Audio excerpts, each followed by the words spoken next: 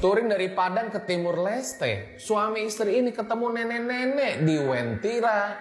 Jadi guys, ini lagi viral di podcast RJ5 dan kayak biasa ya, ceritanya nggak ada gue tambah-tambahin.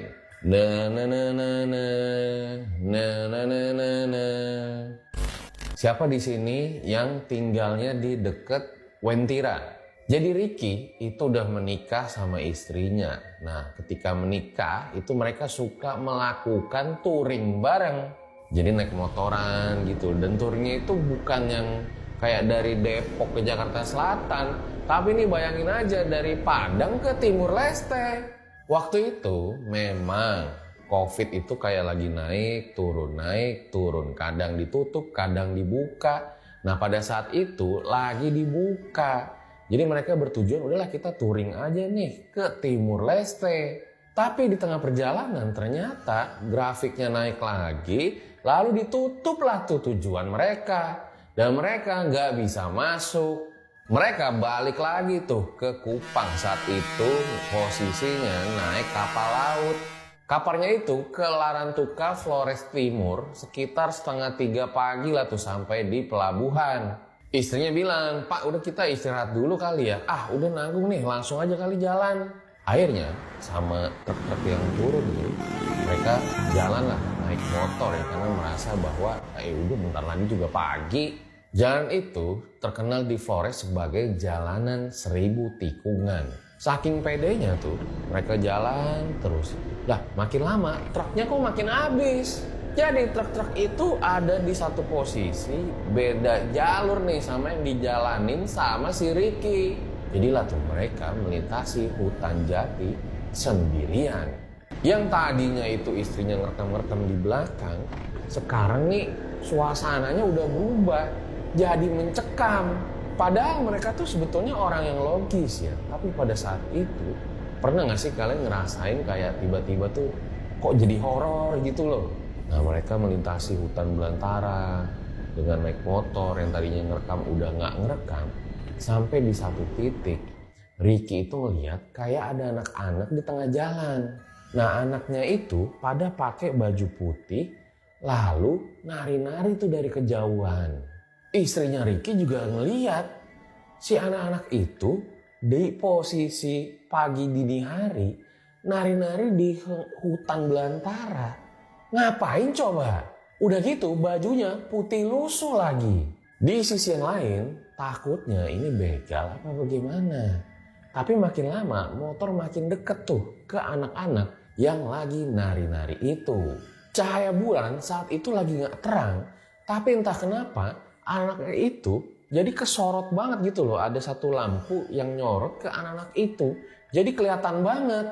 Dan ketika motor itu mendekat, anak-anaknya itu ngeliatin ke arah motor tanpa ekspresi. Ricky dan istri itu udah benar-benar merinding. Istrinya bahkan takut banget pada saat itu. Mereka melewati lah anak-anak tersebut yang masih nari-nari dan sama sekali nggak ngomong apapun. Mereka jalan lagi menyusuri hutan sampai mereka ketemu dengan satu gereja tua. Mungkin di sana itu kayak zaman Belanda, yang belakangan Ricky baru tahu kalau itu isunya di sana pernah ada pembantaian di zaman penjajahan. Jalan terus, mereka belum menemukan ada kendaraan lewat lainnya. Sampai akhirnya mereka ngelihat ada satu puskesmas besar. Mereka memutuskan untuk istirahat dulu deh di sini karena bingung nih sebenarnya mereka ngelewatin jalan apa sih? Kok nggak ketemu sama pengendara manapun, malah ketemu sama anak-anak yang lagi nari-nari di tengah jalan. Puskesmas itu cukup besar, menyala, di mana jendela-jendela itu juga pada kebuka. Dipanggil dong sama si Ricky gitu ya. "Ada orang nggak nih di dalam? Selamat pagi. Assalamualaikum." Tapi nggak ada sautan apapun di dalam puskesmas. Kok puskesmas sebesar ini tapi nggak ada orangnya ya, pikir si Ricky. Tapi lampunya nyala nih. Dan gak lama ada anjing-anjing tuh sekitar 3 anjing ngiterin si Ricky. Ya udahlah, Ricky nggak mau ambil pusing ya, mungkin lagi nggak ada orangnya apa bagaimana gitu. Tapi di sini ada anjingnya nih. Ya udah, akhirnya mereka memutuskan untuk istirahat, minum sambil nyemil-nyemil di depan puskesmas itu. Nah, sampai akhirnya ketika mereka istirahat, ada satu truk yang lewat. Tapi supirnya itu ngelihat ke arah Ricky kayak aneh banget gitu loh. Pernah gak sih lu kayak diliatin orang, tapi orangnya tuh kayak ngerasa lu tuh orang yang aneh gitu. Nah itulah yang si supir sama keneknya itu ngelihat ke arah Ricky dan istrinya seperti orang yang aneh. Lalu akhirnya mereka jalan lagi, nah sampai ketemu dengan jalur utama. Siangnya mereka ketemu dengan temennya tuh, teman dari suaminya, teman dari istrinya, yang ternyata salah satunya ada yang kerja di dinas kesehatan. Dia ceritalah tadi tuh pengalamannya bahwa ketemu anak-anak, terus ada di puskesmas yang besar. Lah temennya yang kerja di dinas kesehatan, puskesmas. Mana ada puskesmas di tengah hutan? Buat siapa puskesmasnya? Dijelasin dong ciri-cirinya.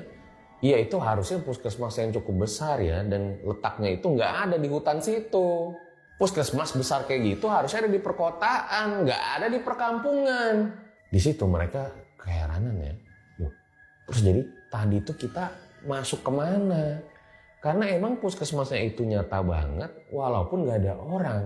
Jangan-jangan tuh tadi si truk sama keneknya yang lihat kita aneh, gara-gara itu juga kali. Dan nggak sampai situ aja, pas mereka di hotel gitu, istirahat di malam harinya, istrinya pas masuk ke WC, ketika lampunya gelap terus dinyalain, itu sosok anaknya kelihatan lagi di WC yang mukanya itu pucat.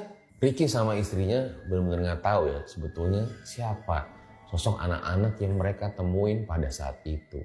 Nah pernah juga waktu itu ketika mereka lagi touring di Sulawesi. Awalnya Rifki sama istrinya itu ke Makassar, lalu ke kota Palu, terus dia menuju ke pantai timur.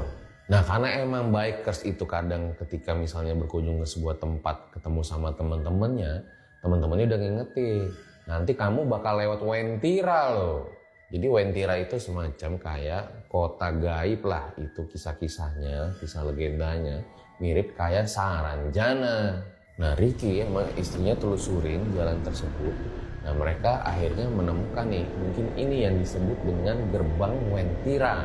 Tapi pada saat kejadian itu memang lagi longsor. Jadi mereka benar-benar hati-hati ya melewati jalanan yang dibilang sebagai Wentira itu. Mereka jalan terus tuh jauh, tujuannya untuk ke Toli-Toli. Nah sepanjang perjalanan memang pemandangannya bagus, jadi mereka tuh kerap berhenti. Nah posisinya nih udah mau maghrib.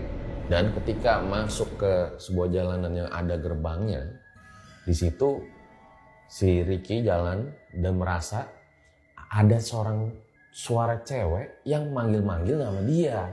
Tapi dia tuh dengernya bukan dari kuping. Jadi kayak perasaannya itu ada yang manggil-manggil dan sampai dia deg-degan. Kok bisa kedengeran ya? Kan gue lagi pakai helm full face gitu loh. Dan ceweknya tuh nggak ada pas dilihat celok ke kiri dan ke kanan. Lama-lama suara itu juga makin jelas. Sampailah ke satu titik tuh di jalan yang masih hutan. Ricky lihat ke kanan, ada satu rumah yang bagus. Nah dari rumah itulah kayaknya suara si cewek ini yang manggil-manggil nama dia. Dan ketika si Ricky itu ternyata dia muter-muter di tempat yang sama. Dan ketika dia ngelihat si jembatan yang tadi dia lewatin tuh, dia dengar ada suara manggil-manggil nama dia. Rumah yang tadi bagus sekarang jadi rumah terbengkalai. Dan lucunya pas istrinya itu ngerekam, rekamannya tuh hilang semua. Padahal tadinya mau diupload tuh kejadian ada suara manggil-manggil si Ricky. Nah ternyata itu disebut-sebut sosoknya adalah nenek-nenek. Ceritanya ini masih panjang banget di podcast RJL. Kalau gue ceritain semua panjang dan gak habis-habis. Lo tonton aja di podcast RJL 5.